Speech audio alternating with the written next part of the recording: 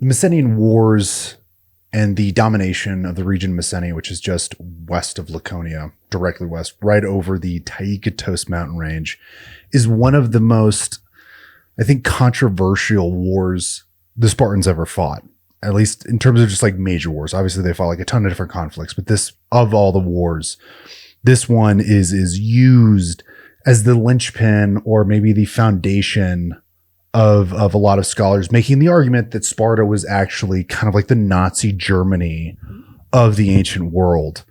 Ironically, though, if you remember or recall, probably when you were in high school, I assume you studied ancient Greek history. Maybe you remember the discussion of the Messenian Wars, probably not. But this war was the war that allowed the Spartans to create a massive Helot class. The sort of, if you remember from our last episode, the sort of serf slave class that supported their entire economy so they could focus all of their efforts on being professional soldiers. Your professor or your history teacher failed to explain this, or what happened, the events that led up to this war and what the war actually was. My guess is wrong, and or they completely omitted certain facts about the war with Messenia. I'm Zach Masick. Welcome to the Dead Warrior Society podcast.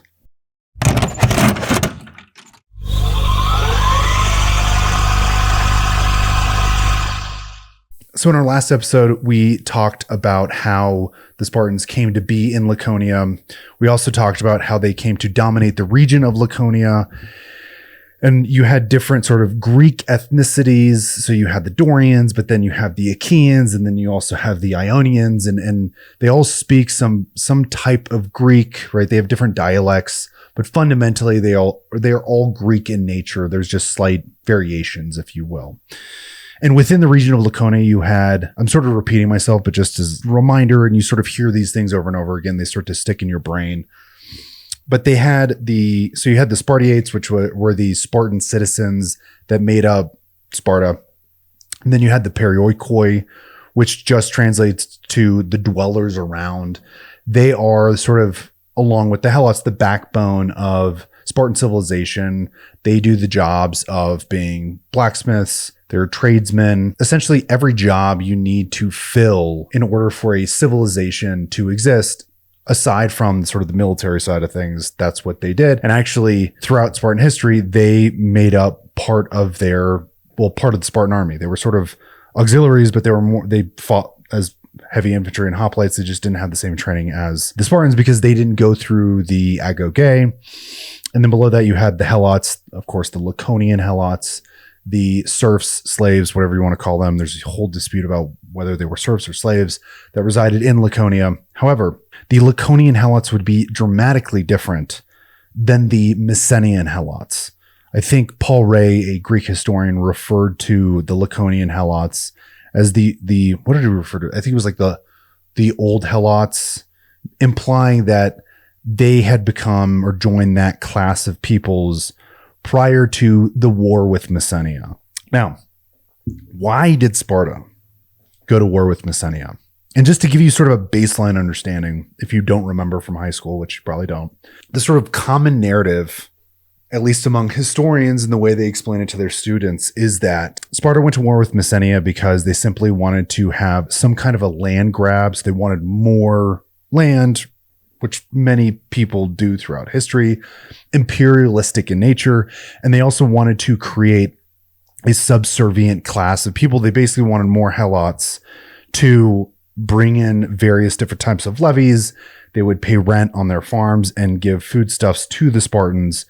One of the major ingredients, if you will, or requirements of a Spartan individual, a Spartiate is another way of referencing them, is they had to, one, graduate from the agoge, the Spartan education system, but they also had to provide foodstuffs or other goods, wine, whatever, for their mess. When you graduated from the Spartan education system, you would join what was called a mess. And within your mess, I think there were like 15 Spartiates. It's kind of like a pseudo squad or team or platoon or whatever. And if you couldn't provide food for your mess, it was like a communal thing, a bunch of commies apparently. But if you couldn't provide food or whatever foodstuffs, you would lose your status as a Spartiate. And so the reason historians say that the Spartans went to war with Messenia is simply for that. They wanted to have kind of a free income, so to speak, of various foodstuffs to, again, free them to focus their efforts and energies on militaristic endeavors. Now, there are a number of problems with this thesis. And again, when you're in school, they don't explore this stuff. They don't talk about it at great length. It's super frustrating. I mean, one thing to sort of completely undermine this argument is the fact that Sparta was made up by 4 tribes at one point and then 5 different Dorian tribes. And then they crystallized, I believe, during the early classical period. So right around 500 BCE or into the Archaic period. So prior to that. But you had this group, and in terms of just a population, there weren't that many Spartans.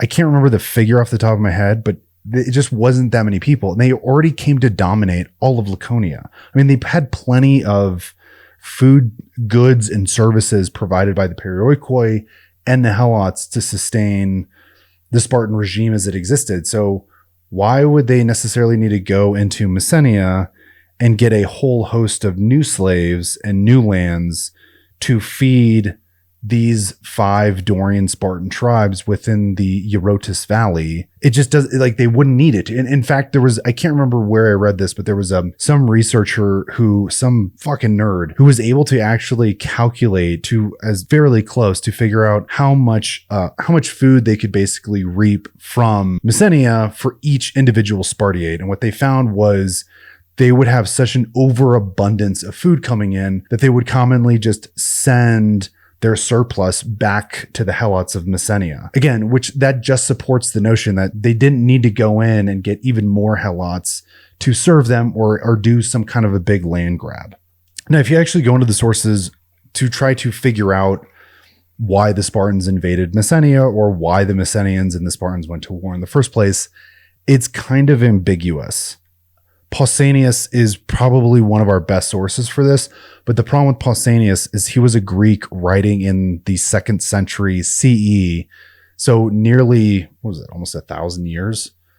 It was almost 1,000 years after this war presumably took place. Or it was 800 years. It was a long time after when he was writing.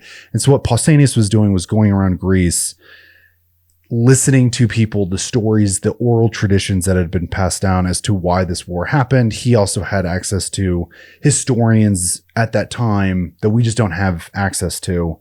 But we can sort of piece together some things from his literature and then other things from little tidbits that Herodotus may say in his writings, but he doesn't really go into much detail either.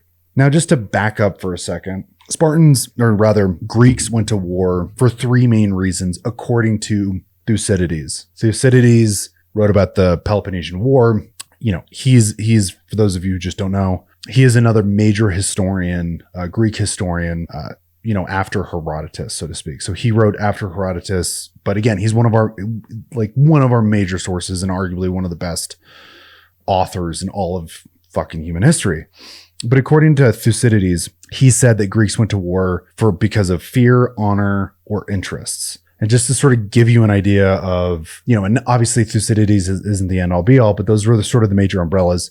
Fear would be, fear, a good example is when the Persians are invading mainland Greece and they are terrified that they were going to have to be subjugated by the Persian king or emperor or whatever you want to call him. They'd have to bend the knee to him and they would essentially have to Medize. So fear, sort of defense, if you will. A good example of honor is why the Achaeans or the Greeks went to war with Troy. They had been dishonored. And actually, fascinatingly, there was one historian that pointed this out. Don't remember his name. It's just bouncing around in my head. But apparently, maybe it was according to Homer. I can't remember. The Greeks didn't go to war. The Achaeans didn't go to war with the Trojans because Paris kidnapped or stole Helen. It was because Paris and the Trojans were unwilling to pay recompense for having slighted the Spartan king at that time, Menelaus. So that's honor. Another good example of honor is at the end of the Peloponnesian War, the city of Thebes was closely allied with Sparta. Sparta defeated Athens in the Peloponnesian War. Thebes and Sparta are friends. the Thebans didn't feel like they were compensated well enough. And so what ended up happening is that was sort of foundationally the reason why they ended up going to war against Sparta with the Corinthians in the Corinthian War in the beginning of the 4th century. A good example of interest, Athens would often go to war with other Greek city-states because they revolted, right? And their interest was, we want to continue to tax you. And so the Athenians would come in and these city-states where they had those silver mines, they'd have to ship silver to Athens as part of being, part of the Athenian Empire. And if they revolted, Athens would go to war with that city-state in order to secure access to the mines and the levies and the taxes they could reap from that city-state. So that's an example of interests. So if we frame this and superimpose it onto Sparta and Messenia, and when we look at the evidence we have, what do we come up with, right? Did they go to war for fear? Was it interest? Did they actually want more land? Did they need more land? Or was it honor? So in order to fully unpack this, I think we need to understand a number of things. Number one, I think the narrative that historians imply, I've never actually seen or heard one come out and just outright say what I'm about to say, but it is certainly the implication. So the implication is that the Messenians were these innocent peoples that were just riching their farmland. And then all of a sudden, the big bad Spartan army came over and just took over and enslaved all of these innocent farmers. But the evidence doesn't suggest that at all. The region of Messenia is largely some of the best agrarian land in all of Greece. The valleys are massively fertile. And so what we can deduce is that these areas would reap a huge surplus of foodstuffs and thereby create a huge amount of wealth for the landholders. And as we shall see, that's sort of what the evidence suggests, is there was a landed aristocracy, and below the landed aristocracy were tens of thousands of serf-like sharecroppers, so to speak. There was a very wealthy landed aristocracy in Messenia, and moreover, at least according to Pausanias, they were very warlike. In fact, the Messenian regime was more akin to Sparta in the way the Spartan system of life and governance was set up than any other Greeks within the Peloponnese, or to my knowledge, the rest of the Greek world. For example, the Messenians had 2 Heraclid kings, which so did Sparta, and Sparta was the only other Greek city-state that had 2 Heraclid kings. Also, according to Pausanias, as we'll get into in a second, he claims that the Messenians were very warlike in nature. And as I mentioned previously, the land in Messenia is rich and fertile, which could serve as the basis for a very strong economy that would then in turn support a robust army. Pausanias also talks a lot about the events that led up to the Messenian War, and he actually goes into some specific detail. Essentially, there were some border disputes. I believe the Messenians claimed that the Spartans had, taken over some agrarian land along the border near the Taygetos mountain range. The Spartans claimed that the Messenians had raped a small host of Spartan virgins, and then simultaneously killed a Spartan king at a religious festival. So he blames all these sort of quarrels that were on and off. I mean, when you read the material, what appears to be the case actually is that, at least this is my opinion, and again, I'll get into what some of the scholars say, but this is just ZT Masick saying what I think. It appears as though foundationally there were 2 growing powers. I mean, at this point in the Archaic period, Sparta had crystallized their position within Laconia. I think they had won a bunch of wars and conflicts with various neighbors, and they were clearly on the rise. They were becoming a force to be reckoned with, not just in Greece, but particularly in the Peloponnese. And the Messenians, according to all available evidence, were super wealthy. They had a military. Obviously, they had access to all kinds of valleys and fertile land. And if you know anything about Greek history, there can't be 2 powers on the top. I mean, I think there's a case to be made that that's true even to this day. For example, see the Cold War with the Soviets and the United States. But I think there were just 2 growing powers, or there was the Spartan power that was clearly beginning to challenge the Messenian power. And both of these city-states realized that at some point they were going to have to go to war with one another. And there were all these little disputes, minor disputes in between the 2 city-states that eventually just finally led to the crisis that became the Messenian War. Other historians suggest that there were ethnic rivalries. So some say that there were Dorians that existed in Messenia, and it was the Achaeans who were that were ruling over the Dorians. And then you kind of had the opposite in Laconia. You had the Dorians ruling over the Achaeans. And so you sort of had all this friction combined with the border situation that would lead to an all-out war. Complicating matters even further.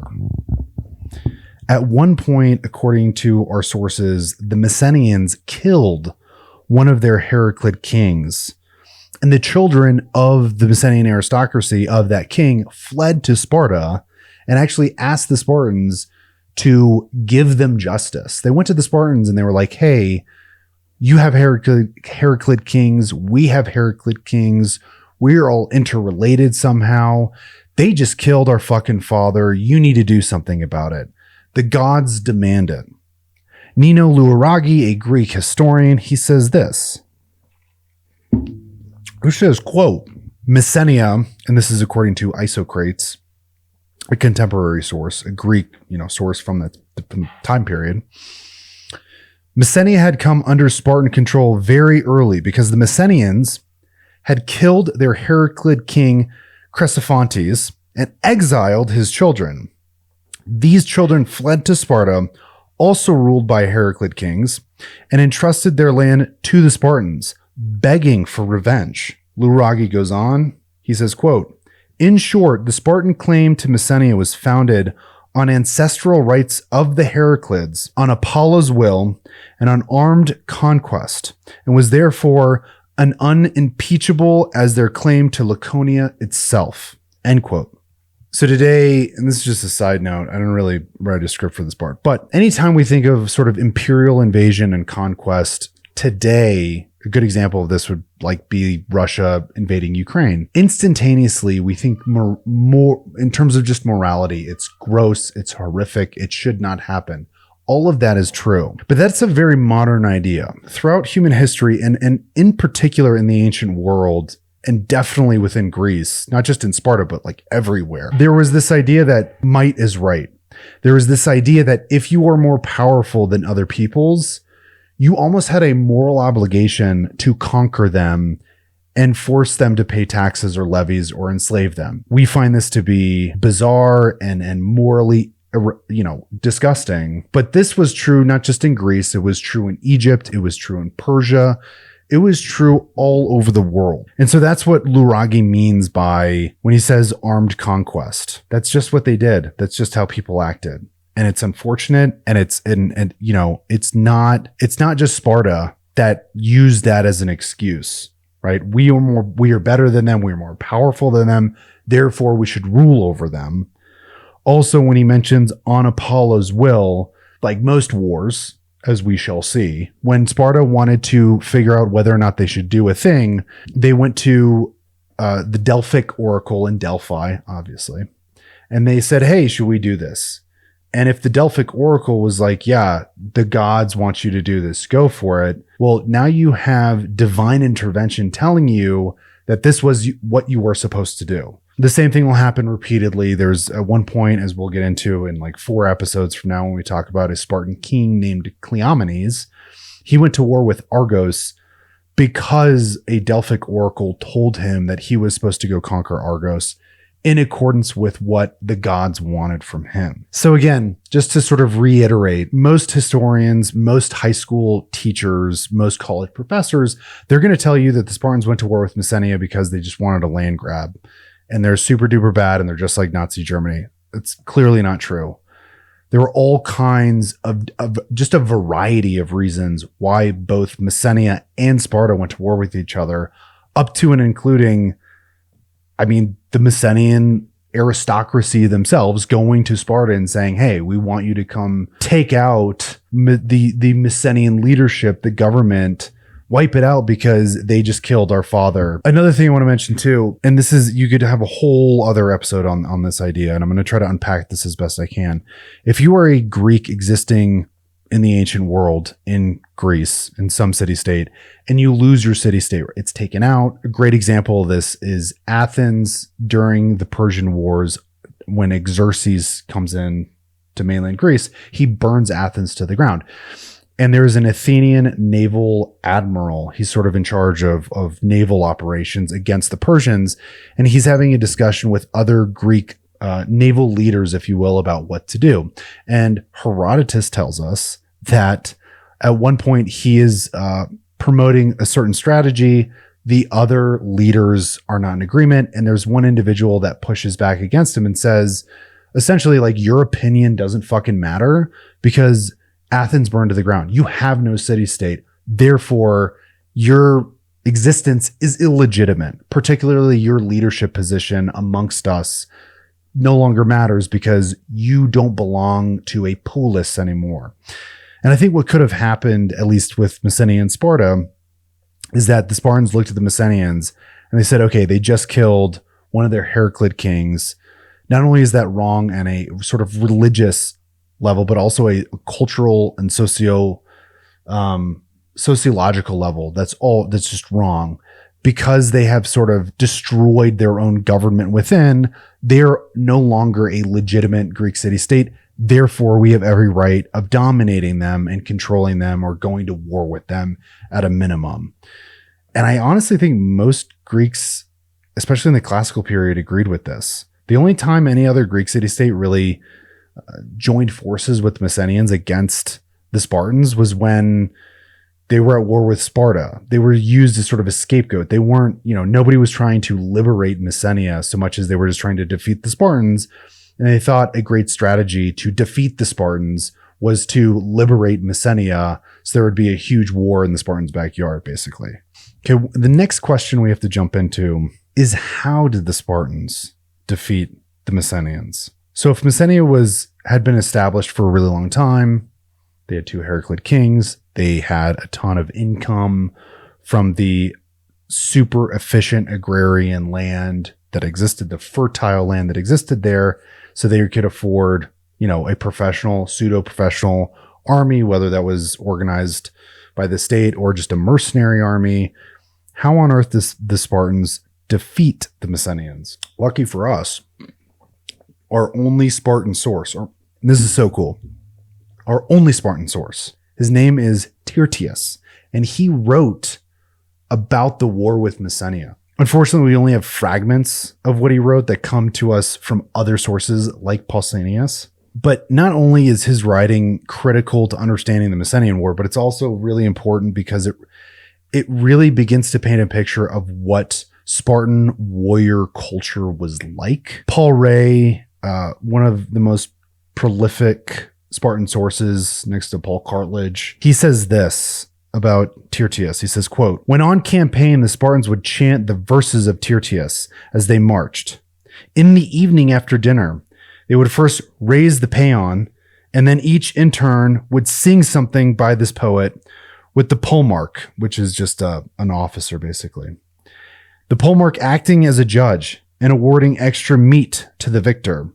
The poetry Tyrtaeus composed in the 7th century did much to reinforce the exaggerated piety that was the foundation of Spartan morale and to install an ethos conducive to eunomia." Reading Tyrtaeus allows historians and pseudo-historians like myself to get the best glimpse we can get into what it was like to be a Spartiate individual. Tyrtaeus glorifies battle. And like I said, just gives us this really beautiful insight to what the Spartan psyche would have actually been like. One thing that is, I think, noteworthy about his literature, and it kind of plays into the Messenian War with Sparta, was the fact that although he was greatly influenced by Homer, and that goes without any question whatsoever. I mean, you read the Iliad and then you read Tyrtaeus, and it is obvious that he was a major influence to the Spartan poet. But what's another sort of fascinating tidbit is that Tyrtaeus was critical of the Homeric heroes, specifically because individuals like Ajax and Hector, obviously Achilles, all these guys were seeking glory for themselves on the battlefield. What he suggests is that you should not seek glory for yourself, but you should defend and protect your peers, your colleagues, and really all glory is to the polis, which of course was Sparta. Tyrtaeus writes this, he says, quote, and before I jump to this quote specifically, again, just to reiterate, kind of gives you an understanding, gives you insight to what the young, particularly the young Spartiate, because in battle, it was the youngest Spartan citizens who were at the front ranks. And then as you got older, you'd sort of back up in the ranks. And this quote, I think, really is fundamental in understanding just like I said, the psyche, I would go as even far as to say the propaganda or the culture of what it was like to be a hoplite in Sparta. And he says, quote, each man should treat life as something hateful and hold the black ruins of death as dear as the beams of the sun, end quote. The sort of acceptance of death in battle was seen as a glorious outcome. I think you could even go as far as to say that if you were a Spartiate that lived into your 60s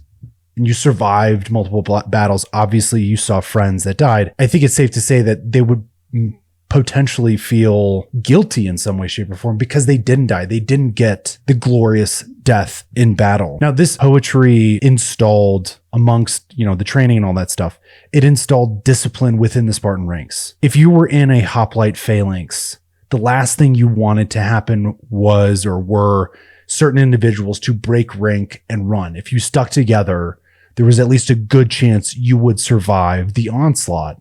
And so they would just hit Spartiates and hit the kids in the agoge over the head again and again and again with the notion that if you tuck-tailed and run, that you were a fucking coward and you would be essentially ejected from polite society. And Tyrtaeus's poetry reinforces all of these ideas. Okay, but what does Tyrtaeus, what does all this tell us about the Messenian War? Tyrtaeus writes this about the Messenian War. Like I said, he was there. He potentially even fought in the Second Messenian War, but he writes about the First Messenian War. And he says, quote, through Theopompus, king that the gods loved, we took Messene, a broad floor for dancing, end quote. So a couple things we can sort of parse out of this. Number one, Theopompus was in fact the Euripidid Spartan king. You had the Agis king, the Euripidid Spartan kings. He led the Spartans in Messenia. I believe he died in the Messenian War, at least the first one. And then that other line that says a broad floor for dancing, once again, this sort of reinforces the lush, fertile valleys that existed in Messenia where they presumably fought this war.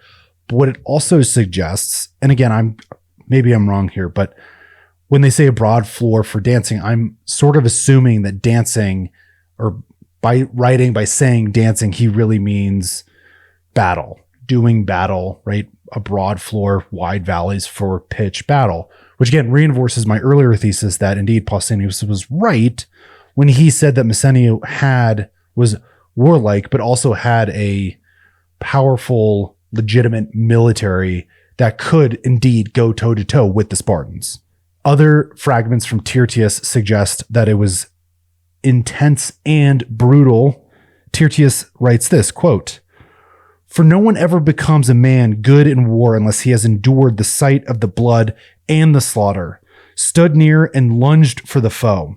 This is virtue, the finest prize achieved among humankind, the fairest reward that a young man can carry off. This is a common good, shared by the entire city and people. When a man stands his ground and remains in the front ranks relentlessly, altogether forgetful of disgrace, flight, nurturing a steadfast, patient spirit and soul, and heartening with words the man posted alongside, end quote. So fucking awesome. Like, this is peak hoplite warfare.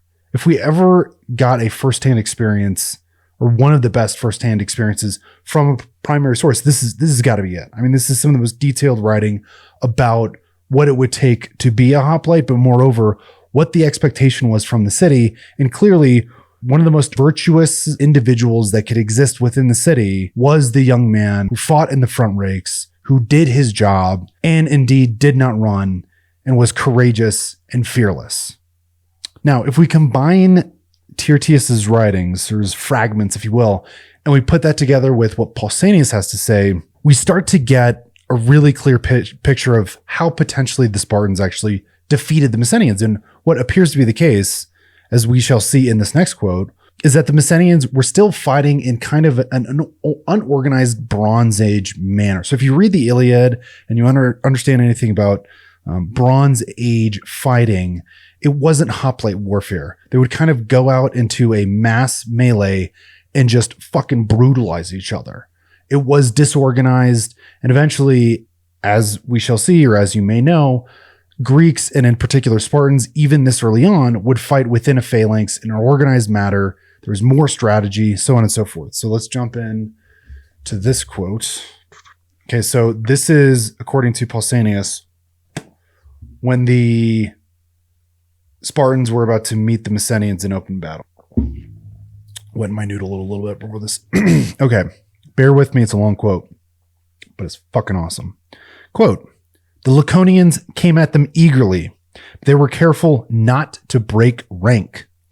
As they closed, they shouted out threats and brandished their weapons and glared at each other. The Laconians were jeering that the Messenians were nothing but their slaves and no freer than the serfs.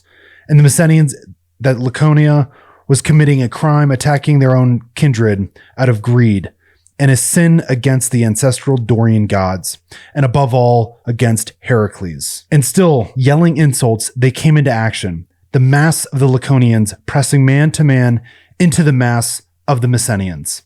Laconia was far superior in military skill and training, and in numbers as well. They already commanded the men of the subject provinces, and the Dryapians from Asine, who were thrown out of their own country by the Argives a generation before, and were refugees in Laconia, were also forced to join the expedition. Against the Messenian light infantry, they brought a mercenary force of archers from Crete. Only in its desperation and acceptance of death was Messenia a match for them. The Messenians thought nothing they suffered was dreadful, but simply inescapable to genuine patriots, that everything they did was greater than it was, and that things were going worse for Laconia than they really were. Some of them leapt forward out of rank and did glorious deeds of courage, and others with serious wounds hardly paused before desperation drove them back fresh into the battle. They shouted out encouragements, and unhurt men drove on the wounded to do some deed before they dropped that might enable them to meet their destiny with satisfaction. When wounded men fell, strength deserting them and life ebbing away, they yelled to the unhurt to do as well as they had, and not to let their death be useless to their country. So, end quote. It goes on like that. And if you've ever read the Iliad, I mean, that could easily be a scene out of the Iliad, other than the Spartans were fighting in an organized fashion. When he described the Messenians lunging into battle in sort of that disorganized manner, that's what I was referencing in terms of how supposedly Achilles or Odysseus or any of the other Achaeans or Trojans fought against one another, while the Spartans maintained order, so on and so forth. The one other thing I will say is Pausanias' account of the conflict was very much in favor of the Messenians, meaning whoever was describing this story to him or passing on this history, if you will, was clearly saw the Messenians as sort of the victims within this conflict, and the Spartans and Laconians as the victimizers.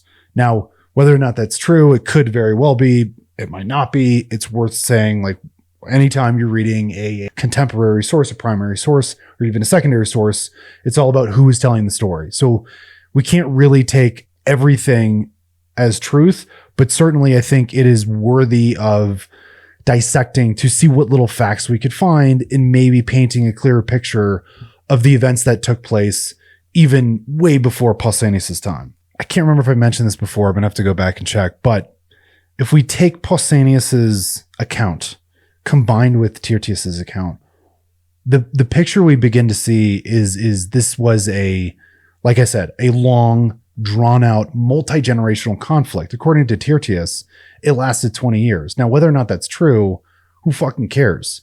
It was a multi-generational war. There were individuals who were born at the beginning of the war that ended up fighting the war 20 years later. And even from then, it would continue on. I think it's fair to say, moreover, that there was bad blood, meaning there was a certain amount of hatred between Messenia and between Laconia. And whether that started before the war, which presumably it had to have, it certainly continued throughout the subjugation of the Messenians. The treatment by the Spartans of the Messenians undoubtedly was terrible. It was brutal, and it was different. I think there is a way of, I wouldn't say justifying the treatment of the Messenians. I think there's a way of understanding maybe why the treatment was so brutal versus like when you would, for example, compare the treatment of slaves in Athens versus that of Sparta. And I'm going to dive into more detail of that later. But again, I think a lot of that had to do with the fact that there was some sort of historicity there that may be unclear to us today that existed that created this severe friction between the two peoples. I think there's also a case to be made, and maybe, I don't know if this is like the right place to talk about it, but I'm just going to sort of mention it. I don't really believe, or it seems difficult to believe, that the Spartans knew when they defeated the Messenians what they were really buying into. And what I mean is maybe they came up with all kinds of reasons why they were going to completely subjugate the entire region of Messenia in a way that they just wouldn't do elsewhere. But what ended up happening was paradoxically, right, the victory that they had and presumably the benefits of having taken over that region would severely haunt them for the rest of their days. Because of their effectiveness on the battlefield, Greek city after Greek city throughout the entire classical period and in the archaic period would come to Sparta and say, we desperately need your help. And 99% well, I don't know if it's 99%. A lot of the time, the Spartans would say no. And they would say no because they were essentially in a state of constant occupation right in their backyard. And the Messenians had multiple revolts throughout the classical period. We know definitely of one. I'm pretty sure of two. But presumably they had many of these minor revolts that we just don't know about because our primary sources, Herodotus, Thucydides, Xenophon, either didn't know about them or didn't talk about them. Presumably they didn't know about them because Spartans, if you know anything about Sparta, they were very, very secretive. They did not air out their dirty laundry to the rest of the Greek world. Had they had known what the Helot problem would be like for the next 150, 200 years, they may have just abandoned it altogether early on. They may have defeated the Messenians, made them some sort of perioikoi of sorts. But the only way they could have maintained order within Messenia and kept the Messenians as subjugated people were with presumably garrisons, although the archaeological evidence suggests that they can't find any garrisons. But I don't know. To me, that seems fucking stupid because presumably garrisons would be makeshift. They'd be made out of wood. And over the course of thousands of years, any evidence of their existence would be gone. I'm not an archaeologist. What the fuck do I know?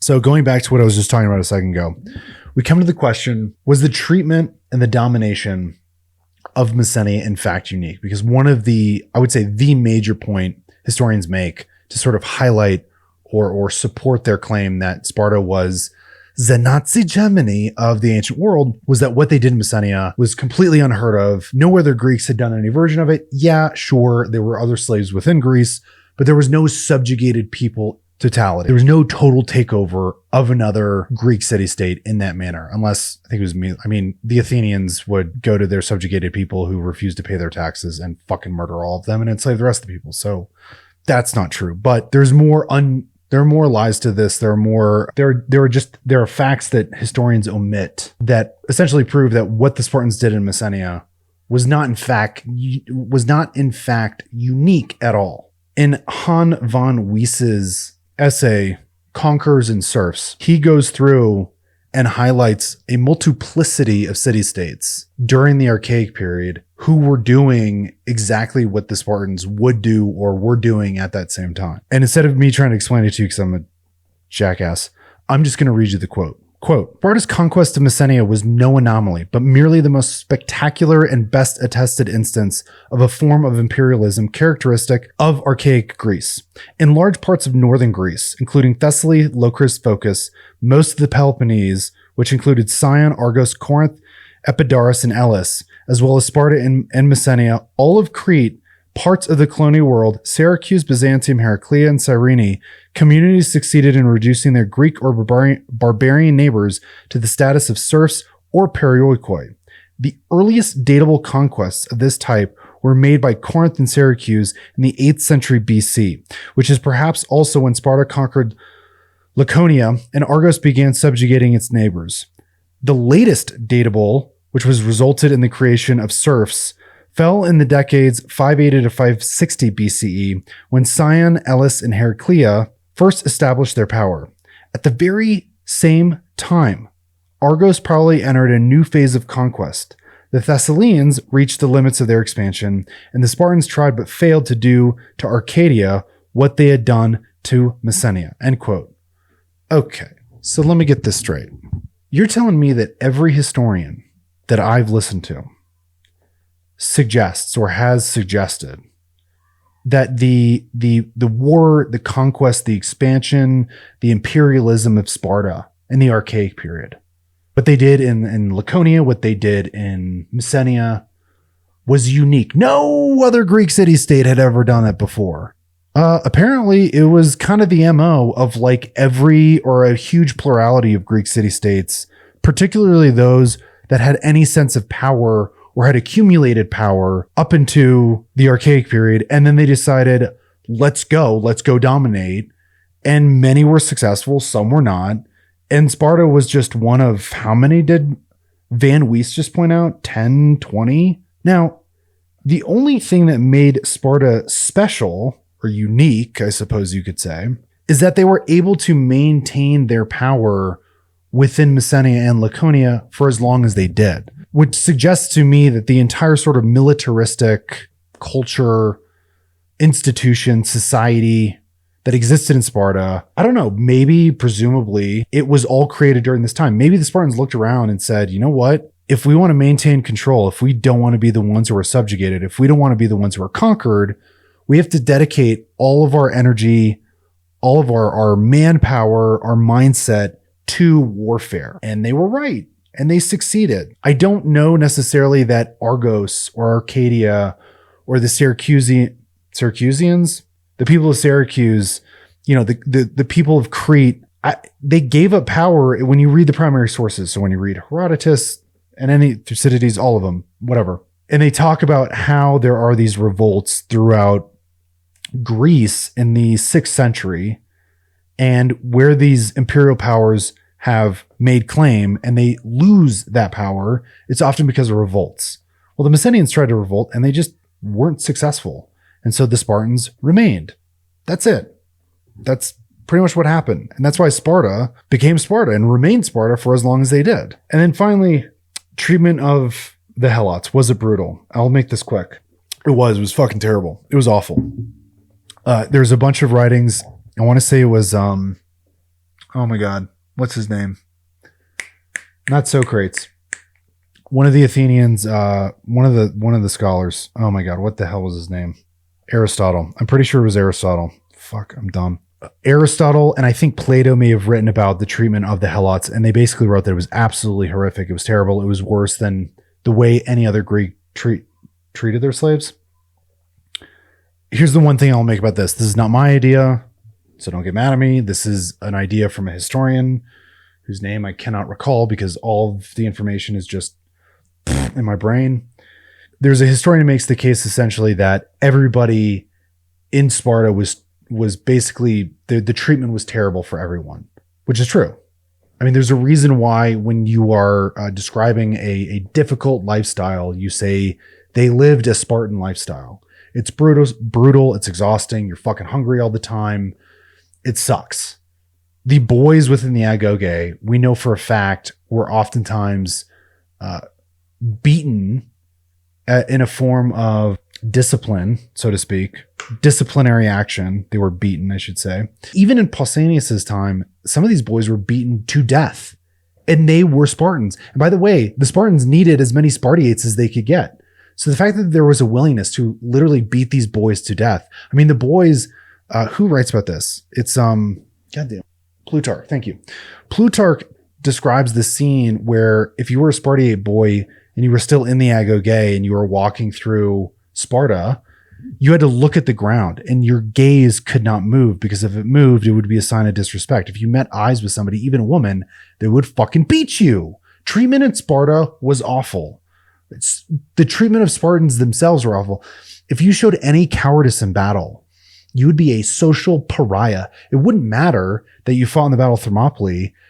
The only way you could overcome your cowardice in a defining battle like Thermopylae was committing suicide the next time you were given the opportunity in the battle line, which was something that actually happened, by the way. So was the treatment of the slaves terrible? Yeah, absolutely. It was fucking awful in accordance with everything we know. Was that treatment unique to Sparta? No, not necessarily. Everybody in Sparta was held to a insanely high standard, up to and including both the Spartiates, presumably the Perioikoi, and definitely the Helots.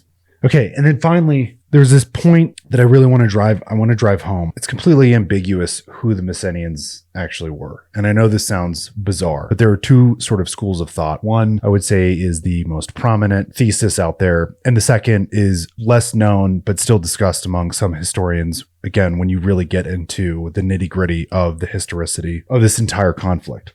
Version number one is that the Spartans went in, they defeated the Messenians, and the native inhabitants that were there then became the Helot population that would serve the Spartans throughout the Archaic and Classical period, excuse me. That is the common narrative. That's the evil Nazi Spartan regime, blah, blah, blah, blah, blah. The other idea, and again, the second idea, by the way, is what comes from our primary sources, is that the Messenians were pushed out of the region and were essentially had to evacuate the area, and then the individuals, Helots, not the individuals, and then the Laconian Helots were moved, or some of them were moved into the region of Messenia. One of the, I think, most critical pieces of evidence that may support the second version of this narrative is that Tyrtaeus never mentions the Helots. So he never says Theopompus helped defeat or led the defeat against the Messenians, and we turned their entire population into slaves. So it's not even clear that they turned their neighbors into slaves. To sort of illuminate what could have happened even further, Han von Weiss actually suggests that the Helots that were there, the sharecroppers as he sort of refers to them, that institutional superstructure already existed prior to the Spartan invasion. So I'm just going to let him speak for himself here. Quote, in Central America, a small number of conquerors were able to exploit a vast population in part because tribute and labor were being demanded by native chieftains even before the Spanish arrived. At first, the conquerors operated entirely through the traditional hierarchy, with local lords passing on to them the bulk of the levies. The situation was not quite the same in Greece, but here too conquerors must have built on pre-conquest regimes, where land ownership was concentrated in the hands of a few, and estates were largely worked by sharecroppers, for example.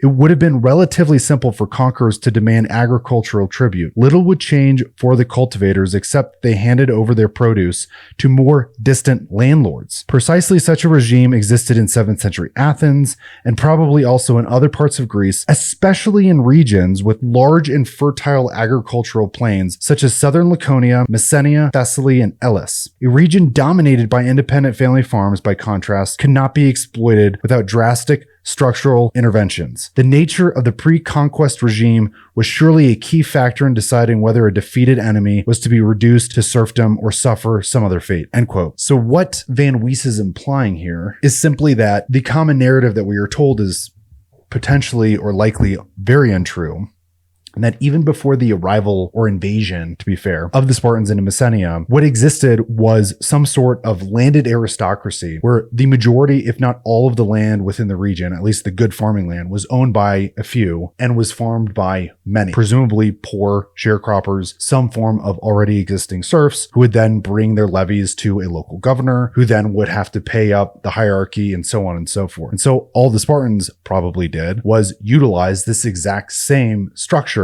but instead of the levies being sent to a Messenian aristocrat overlord, if you will, it was just sent over to Laconia into Sparta. So that completely torpedoes, if this is true, this completely torpedoes the entire narrative that there was sort of these freed Greek peoples who were just casually farming their lands in Messenia, and the big bad Nazi Spartans came in and turned them all into slaves. Okay, so what does all of this mean? So the common narrative I've always heard, or that is sort of discussed, although in fairness, I suppose, to historians, they don't really get into it that much because the history is complicated and sort of sparse, if you will. There's just not a lot to it compared to other events. The common narrative is Sparta invaded Messenia completely unprovoked and reduced the entire population that was once free into a form of serfs. No other Greek city-state throughout the region had done anything like this, particularly for as long as the Spartans did. And therefore, Sparta was super duper awful, terrible, evil Nazi people. As far as the evidence, or what the evidence suggests, is that this is not at all what happened. There were two growing powers between Messenia and Sparta.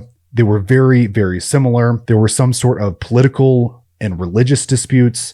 There was some sort of border conflict. And all of this eventually over time boiled over into a larger regional conflict that lasted over the course of 20 plus years, maybe even 50 years or 100. We just don't know It could have been wars that were on and off, back and forth. And finally, at the end of it, the Messenians were defeated. The native inhabitants may or may not have stayed. And furthermore, it is likely that the Spartans simply just replaced the landed aristocracy at the top of the food chain in the hierarchy. That the serfs already existed in the region. Their day-to-day lives really didn't change all that much, other than instead of their goods, their taxes going to, the Messenian overlords that were located to the west, they went to Sparta in the east. And sort of lastly, if you will, what the evidence suggests is that there were a whole host, dozens of other Greek city-states that tried to do or did what Sparta did. They invaded, they had imperialistic positions. They invaded their neighbors, albeit whether they were Greek or non-Greeks. The only difference was Sparta was able to come up with some sort of militarized system that allowed them to maintain their occupation within their neighbors' region for well over 100 years, which no other Greek city-state could do that. I also would argue, and I swear to God, I'm going to end on this note, I think the Messenian War created the Spartan psyche. I think the Messenian War led them down a road where they ultimately decided if they were going to defeat their arch nemesis, which presumably would have been the Messenians, that they had to dedicate all of their energy to militarism. Their entire population, their citizenry was turned into a professional army, which I think James Madison actually said. I think he referenced Sparta as a sort of ongoing military installation or army camp or military camp, if you will. Without the Messenian War, there would have been no Sparta. That's my contention, at least. I think a lot of people would disagree with me, but fuck them. That's what I think. I think the war with Messenia, had it not happened, there would have been no Sparta. I don't think there would have been the same success that we saw in the Persian wars against the Persians, right? So the Spartans created an alliance with not only Athens, but a variety of other Greek city-states. Had that alliance not happened, it's not clear that they would have won the Persian War and blah, blah, blah. And then Persia would have invaded and our world could have looked very different. So I'm not justifying the Messenian War. I'm not here to make any judgment on anything. I am simply trying to unpack what could have happened. But there's this kind of funny idea, sort of wargaming, sort of scheming, thinking about it. Had the Messenian War not happened, had the Spartans not been victorious, the ancient world could have looked very different. Anyways, that's it for me. I'm Zach Masick. This is the Dead Warrior Society podcast. We'll see you next time. Deuces.